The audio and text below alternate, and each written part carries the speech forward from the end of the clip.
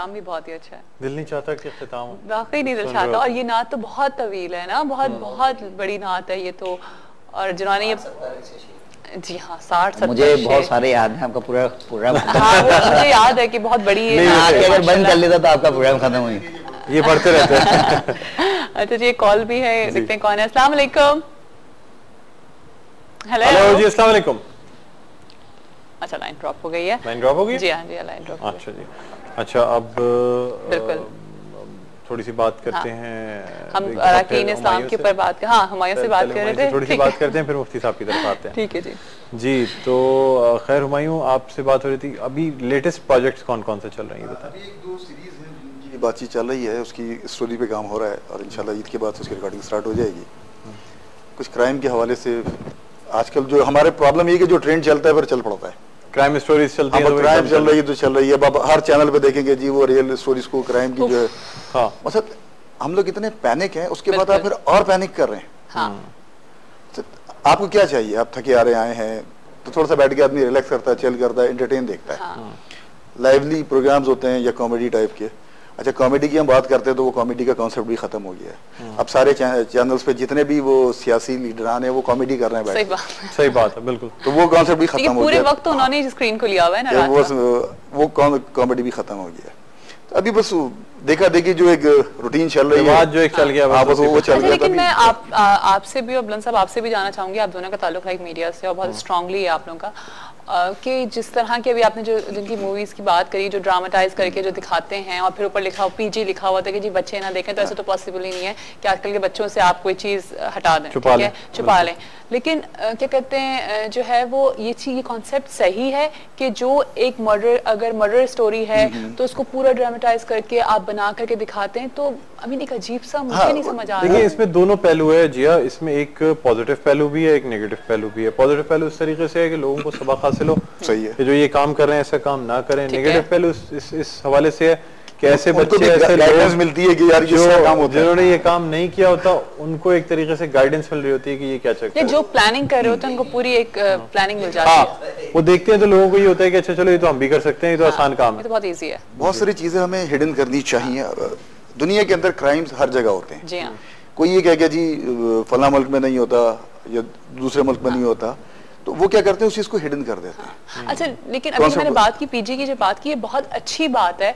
मैं इसको बिल्कुल भी क्रिटिसाइज नहीं कर रही हूँ कि इस पे बिल्कुल भी हम क्रिटिसाइज नहीं कर रहे कि नहीं होना चाहिए, क्योंकि हमारे यहाँ अभी तक कॉन्सेप्ट नहीं आया है इस चीज का, इसको एक्सेप्ट नहीं कर रहे हैं। बाहर मुल्कों में लिखा हुआ होता है तो बच्चों को शुरू से उनका ब्रॉटअप होता है, उनको पता होता है कि उन्होंने यहाँ से चैनल सर्च कर जाना है। हमारे यहाँ कॉन्सेप्ट नहीं है इस चीज का। बच्चे और वो चीज देखते हैं जिस पे PG लिखा होता है। एग्जैक्टली लिखा हुआ होता है। अब यही वजह है कि पाकिस्तान टेलीविजन जो है वो पहले ये देखता है स्क्रिप्ट के अंदर कोई ऐसी बात तो नहीं है जो हमारे कल्चर को डैमेज करे, हमारे मतलब लैंग्वेजेस को डैमेज करे या रिलीजन को जाके ज्यादा टच करे।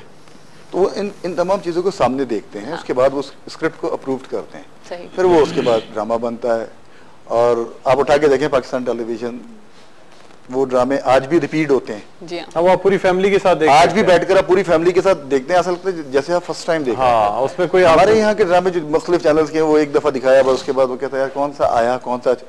चले आप एंकर हैं, आपका काम है मीडिया को वॉच करना, किसी एक चैनल का कोई पूरा सीरियल ऐसा हो जो आपने बैठ कर देखा हो। मैंने सिर्फ एक, मैं हमेशा अपने शोज में भी मैंने बात की, मैंने सिर्फ एक सीरियल देखा जो वाकई जिसको पूरी दुनिया ने सबने जिसको देखा हो, कुछ अरसे पहले वो चला था, तो वो वाकई एक काम था और वो बहुत अरसे बाद एक वो भी आपने सीरीज में देखा होगा लाइक है। नहीं वो तो वो एक था, वो उसने वाकई एक, मैं हमसफर की बात कर रही हूँ, बिल्कुल मैं हमसफर की बात कर रही हूँ, जिसने वाकई एक वापस आया था, रिवाइव किया था उसने ड्रामा को। वो तो चलें जी हमने देखा था और वो अभी भी कभी आ रहा होता तो मैं उसके कुछ सीन जरूर देख लेती हूँ क्योंकि वो बहुत एक अच्छा और उसमें हमें लगा था कि हाँ वो ड्रामा है। अदरवाइज आप सही कह रहे हैं, नहीं देखने को होता है, नहीं देखने को टाइम मिल पाता, टाइम नहीं होता, फिर दूसरे ट्रेंड एक जैसा हो गया ना। लेकिन अब हमारे अच्छे ड्रामे एक जैसी चीजें बन रही हैं, एक जैसी चीजें। अब एक कैरेक्टर बुलंद इकबाल ने किया, वही कैरेक्टर मैं करने जाऊंगा तो उसमें मैं चेंज क्या करूंगा। ऐसे नहीं, मुझे देखिए मुझे जो चीज समझ नहीं आ रही होती वो ये होता है कि आप चैनल सर्च करें तो माशाल्लाह हमारे पास अब जितने इतने अच्छे अच्छे एक्टर्स हैं, इतनी अच्छी अच्छी लड़कियां एक्टिंग कर रही हैं माशाल्लाह से, लेकिन आपको वो एक ही टाइम पे हर चैनल पे एक ही टाइम पे वही लोग नजर आ रही होती हैं, तो वो एक ही लोग हैं, हालांकि बेचारी उन लोग के साथ भी ये गलत होता है। इस्तेमाल करेंगे लॉबिंग। हाँ। कि वो लॉबिंग चल रही है चैनल्स पे। ये उनके साथ भी गलत हो रहा होता है, क्योंकि मैंने समटाइम्स उनके इंटरव्यू देखे, वो कहती हैं कि हमारा वो एक किल हो जाती है, हमें नहीं पता होता कि वो किस वक्त प्रोजेक्ट जा रहा है। ज्यादातर काम एक साथ एकदम से पहले काम होता था क्वालिटी पे, अब होता है क्वांटिटी पे। यार मैं 8 सीरियल कर रहा हूँ, तो भाई आपने कौन सा अनोखा काम कर दिया। एक आदमी, अब मैंने कोट पहना है, इस कोट के ऊपर मैं दूसरा कोट पहनूं, फिर तीसरा पहनूं, तो देखने वाला कहेगा अरे तो पागल है। और आप अपने उस काम से निकल जाएंगे जो आपने डिफरेंट थॉट्स रखी हैं कैरेक्टर के बारे में। एक में आपने लोगों को सिर्फ हंसाना है, अब वो दूसरे सेट पे गया है तो वहां पे रुलाना था, तो वहां वो हंसा रहा है और यहाँ सोच रहा है मैंने करना है क्या है। बिल्कुल वो चल रहा है, तो चल रहा है, बस भागदौड़ लगी हुई है कि बस किसी तरीके से मैं समेट लूं सब कुछ। बिल्कुल। चलिए मुफ्ती साहब से भी जरूर चलते हैं। मुफ्ती साहब से पूछना चाहेंगे, इस तरह नमाज के बारे में बात हुई, ज़कात का थोड़ा सा बताएं कि लोग आमतौर पे ज़कात चूंकि सोने के निसाब से ली जाती है, 7.5 तोला या 7 तोला जब किसी के पास हो तो उस पर ज़कात लागू होती है, तो लोग फिर सिर्फ सोने को ही ये समझते हैं कि इस पर ज़कात लागू है। आप मुझे बताएं कि ऐसी दौलत या ऐसा पैसा जो कि कहीं इन्वेस्ट हुआ हुआ हो, या अगर बैंक में रखा हुआ है या घर में रखा हुआ है या कोई जायदाद है, तो उस पर ज़कात लागू है या नहीं है, ये मुझे बताएं। अवलन लोगों के ज़कात के हवाले से क्या कॉन्सेप्ट बन गए हैं या लोग किस तरफ जा रहे हैं। हुजूर क़यामत में एक ऐसा ज़माना आएगा कि लोग ज़कात को टैक्स समझेंगे और वो क़यामत के करीब का ज़माना होगा, वो हम देख रहे हैं। कि इस वक्त ज़कात से बचने की जो सूरत हो सकती है वो हम निकालने की कोशिश कर रहे हैं, बचने की सूरत इख्तियार कर रहे हैं। ठीक, आ जाइए इस तरफ कि ज़कात किस किस चीज़ की देनी है। ये बात याद रखिएगा, हर वो माल जो माल नामी है, ठीक है, सोना चांदी, प्लॉट, बैंक बैलेंस, जनाब करेंसी, मुल्की गैर मुल्की, कारोबारी, सनती, फला फला चीज़ें, ये सब चीज़ें जी हाँ ज़कात में दी जाए, ज़कात इनकी दी जाएगी। सिर्फ वो चीज़ जो ज़ाती इस्तेमाल में है, जैसा कि रहने वाला घर, इस्तेमाल किया जाने वाला फ्रिज, इसी तरह इस्तेमाल की जाने वाली गाड़ी, भले से ये जितने के भी हों, क्योंकि ज़ाती इस्तेमाल में है, इनकी ज़कात नहीं दी जाएगी। बकिया जो आपका आपकी जमा पूंजी है या जो आपने जनाबे वाला इन्वेस्ट किया हुआ है, उस सब की आपको ज़कात देनी होती है। लेकिन लोग तो ऐसा कुछ नहीं करते, वो तो सिर्फ घर में जो सोना होता है ज्यादातर तो उसको तौलवा देते हैं, या ज्वेलर से उसको कहते भी हैं कि जरा कीमत कम ही लगाना है यार, इसकी ज़कात देनी है।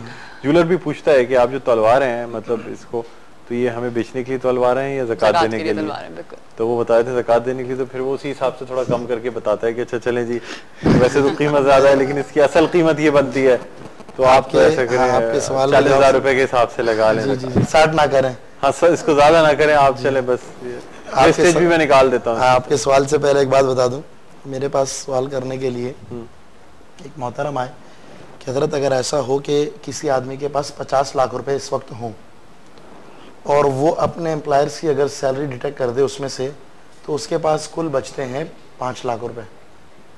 तो अब ये बताइए कि ज़कात 50 लाख की देगा या 5 लाख? 5 लाख की देगा, बिल्कुल। हाँ, तो मैंने ये पूछा कि आप क्या मंथली 45 लाख रुपए सैलरी पे करते हैं? क्या नहीं मंथली नहीं करता हूँ मैं, ये सालाना करता हूँ। यानी एक साल जो मेरे, जी हाँ मेरे नहीं बोनस नहीं, एक साल में जो हमारे एम्प्लॉयर्स की तनख्वाह बनती है वो 45 लाख रुपए है, वो अलग कर देता हूँ, वो अलग कर देता हूँ। तो अब मैं इस वक्त मेरे पास करंटली 50 लाख मौजूद है, मैं उसमें से 45 हटा दूं साल आइंदा के और 5 लाख में से ज़कात दे दूं। तो हमने कहा आप मुझे ये बताइए कि आप में की कंपनी में, आपके जनाब शॉप में, आपके किसी भी जगह पर जहाँ के आप ऑनर हैं, मालिक है, बॉस हैं, आपने किस काम करने वाले को 1 साल की एडवांस तनख्वाह दी है? नहीं दी किसी को भी। ऐसा होगा कि एम्प्लॉयर की तनख्वाह आपकी तरफ निकलती होंगी, लेकिन ऐसा नहीं होगा कि आपने उन्हें 2 महीने 4 महीने और साल की तनख्वाह इजाफी दी हुई होगी। सिर्फ ज़कात से बचने का तरीका है। हुजूर ने इरशाद फरमाया, बुखारी शरीफ की हदीस है कि जो लोग अपने मालों को जमा करते हैं, जो लोग अपने मालों को ज़कात से बचाने की मुख्तलिफ राहें इख्तियार करते हैं, कल बरोज़ महशर अल्लाह रब्बुल आलमीन इनके इस माल को गंजा सांप बना देगा। अच्छा, गंजे सांप की डेफिनेशन क्या है? गंजा सांप वो होता है जब सांप की उम्र 1000 साल हो जाती है तो उसके ये सिर्फ सर वाले हिस्से पर बाल उग जाते हैं, शेर की मानंद, जैसे बबर शेर होता है, 1000 साल की उम्र का होने के बाद उसके इस तरह बाल निकल आते हैं। जब उसकी उम्र 2000 साल हो जाती है तो वो सारे बाल झड़ जाते हैं और वो सांप कहलाता है गंजा सांप। समझ में आ रही? हुजूर इरशाद फरमाते हैं ये लोग जो मालों को जमा कर रहे हैं, ज़कातों से बचाने की सूरत इख्तियार कर रहे हैं, अल्लाह रब्बुल आलमीन बरोज़ महशर इनके मालों को गंजा साफ बना देगा और वो इनके बदन से लिपटना शुरू होगा। लिपटता हुआ आएगा, जब पूरे बदन को लपेट कर उसके बिल्कुल सामने आ जाएगा तो ये उस सांप से कहेगा तुम मुझे ऐसा क्यों कर रहे हो, हमारा माल है ये। ठीक, मुझसे दूर हटो, तो मैंने तुम्हारा क्या किया है? तो वो सांप कहेगा तुम मुझे क्यों दूर धकेल रहे हो, मैं तो वो माल हूं जिसे तुम तिजोरियों में स्टोर किया करते थे, तुम दुनिया में तो मुझसे मोहब्बत रखते थे, आज मुझे खुद से दूर कर रहे हो। हुजूर इरशाद फरमाते हैं वो सांप उसके बदन से लिपटने के बाद अंगड़ाई लेगा और उसके बदन की सारी हड्डियों को तोड़ देगा। अब हम दुनिया में जिस माल को बचाना चाह रहे हैं वो बच नहीं रहा है, वो माल ऐसी जगह पर जा रहा है कि जहां जिस घड़े से, जिस गड्ढे से, जिस खंदक से हमारे निकलने की कोई राह नहीं।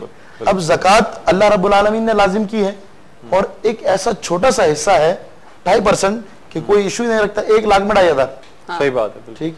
नॉर्मली हमारे यहाँ 2,500 3,000, बल्कि अब तो ऐसा भी हुआ है कि सूट या बूट लेने भी चले जाए तो वो भी 2,500-3,000 के कोई क्वालिटी वाले नहीं मिलते। अच्छा, हमें यहाँ पे ब्रेक पे जाना है, एक ब्रेक पे हमें जाना है। बिल्कुल तो ब्रेक पे जाते हैं, ब्रेक से वापस आते हैं, उसके बाद दोबारा इस ट्रांसमिशन को यहीं से कंटिन्यू करेंगे।